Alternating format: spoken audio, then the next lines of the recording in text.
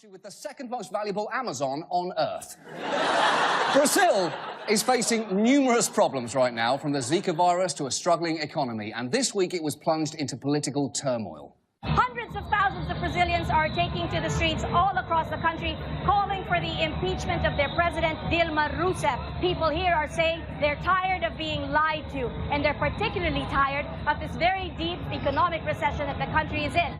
Yes, the protesters want to forcibly remove their president, and as Brazilians know well, you don't want to remove something slowly and methodically, you want to do it quickly all at once.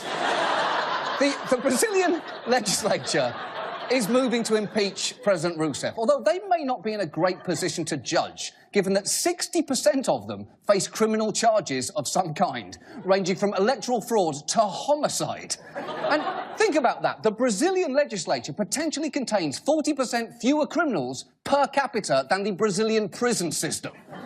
But Rousseff's latest trouble concerns her predecessor, Lula da Silva, and his connection to the ongoing investigation into bribes and kickbacks at Petrobras, Brazil's state-run oil company. And incidentally, is there ever a state-run oil company that is not corrupt?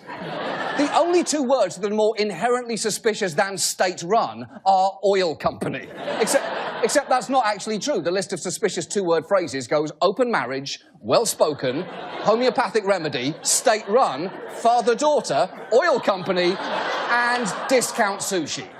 But Lula da Silva is facing charges connected to Petrobras, and while he claims they were politically motivated, Rousseff didn't exactly calm things down this week when she made a surprise staffing choice.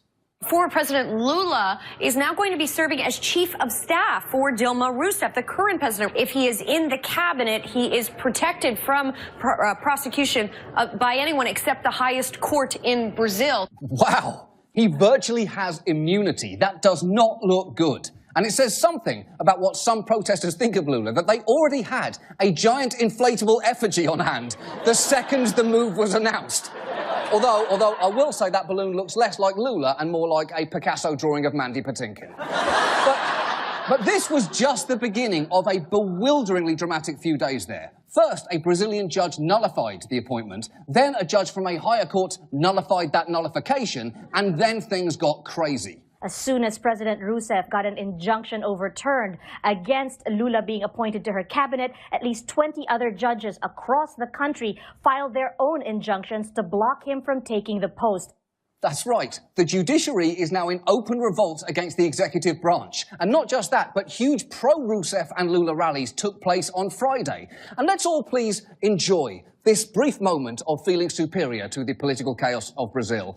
Because it's exactly how the rest of the world will feel this summer, watching the Republican Party tear itself apart